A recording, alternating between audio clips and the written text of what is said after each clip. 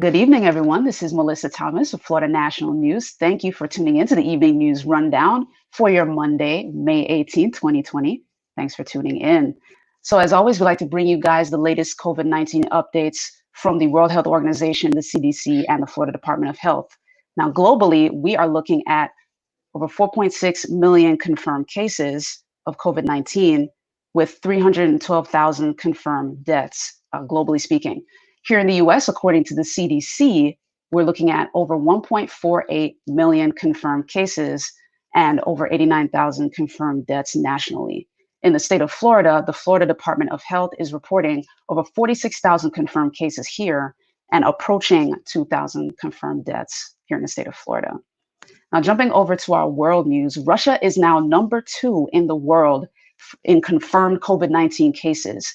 Cases recently jumped by over 10,000, making their total over 262,000 confirmed cases there. The jump is now causing Russia to offer antibody tests to residents in Moscow, since Moscow is the nation's hotspot for confirmed COVID-19 cases. As of right now, they promise to deliver 200,000 antibody tests per day by the end of May. So stay tuned right here at FloridaNationalNews.com as we continue to keep you guys posted on where we are in the world as the pandemic continues to progress.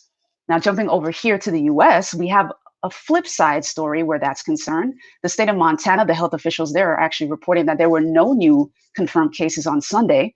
So that's great news for the state of Montana. They have kept the numbers low. They're currently at 467 confirmed cases there and only 16 confirmed deaths. Nobody wants any deaths, but the lower the number, the better things are.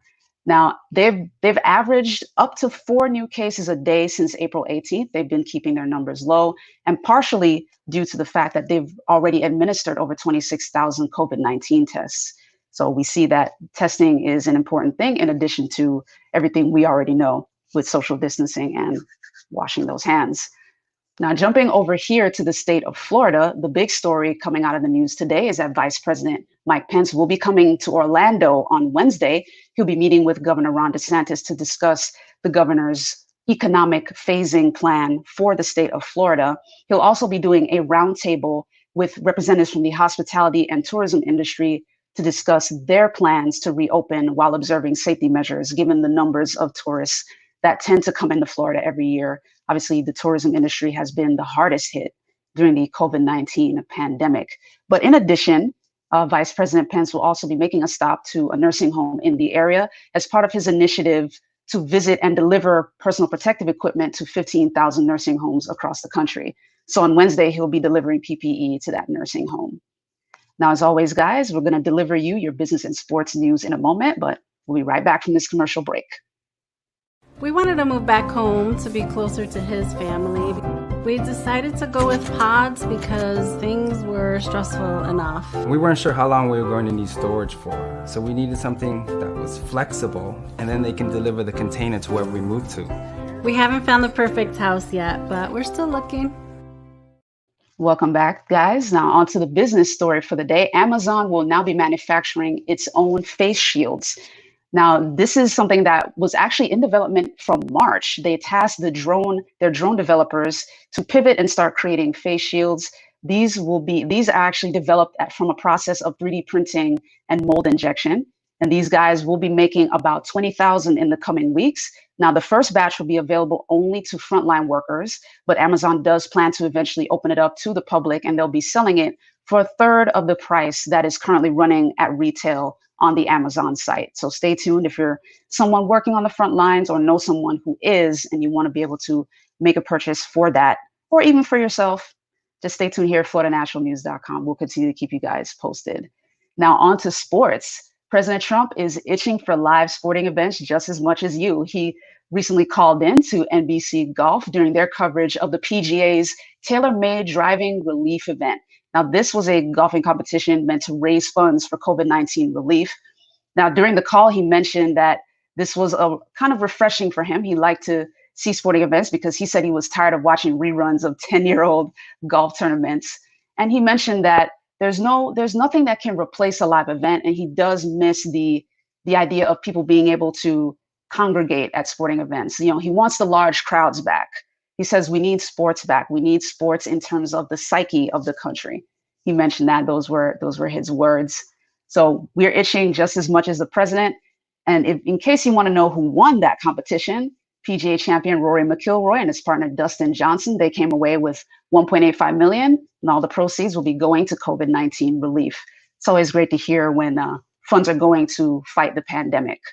Now, you'll hear a little bit more about that when we bring you your entertainment stories. So stay tuned. We'll be right back.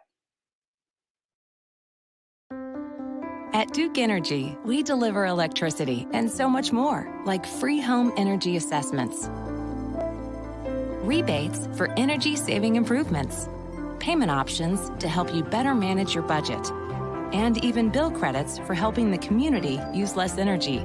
So no matter what you're doing, we can help you make better energy choices every day. It's just another way we bring power to your life. How much can you save?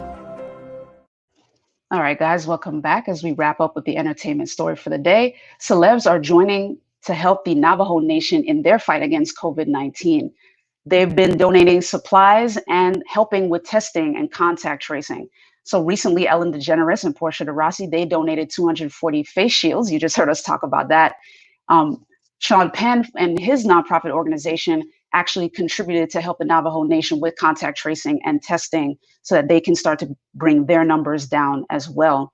Because as of right now, they're at over 1,000 confirmed cases in the Navajo Nation for COVID-19. And Jason Momoa, for his part, very ironic for Aquaman, he donated over 20,000 cans of his Mananula pure water to Tuba City, which is the largest city in the Navajo Nation. So congrats to the celebs who are stepping up and doing great things to help all of us throughout the nation in the fight against COVID-19. And we'll continue to bring these positive stories as we all continue to advance during this pandemic. But that does it here for us at Evening News Rundown. Thank you so much for tuning in. If you haven't already, be sure to like us on Facebook. We are at Florida National News, at FNN News TV, or at FNN News Live. And on YouTube, be sure to subscribe. You can find us at Florida National News there, and click the little bell icon so you don't miss a single notification. Now, quick programming note for you guys. Be sure to stay tuned here on Florida National News. Our lovely Casey Hudson returns tonight with FNN Sports Take. She'll be on at 8 p.m. Eastern Time. And for tomorrow, you will catch me back here at 1 p.m. Eastern Time for a special Politics and Power interview with State Representative Amy Mercado, who is currently running for the Orange County Property Appraiser. So stay tuned right here for that one-on-one interview with her. In the meantime, guys, thank you so much as always for tuning in. It's a pleasure. Have a great rest of your Monday.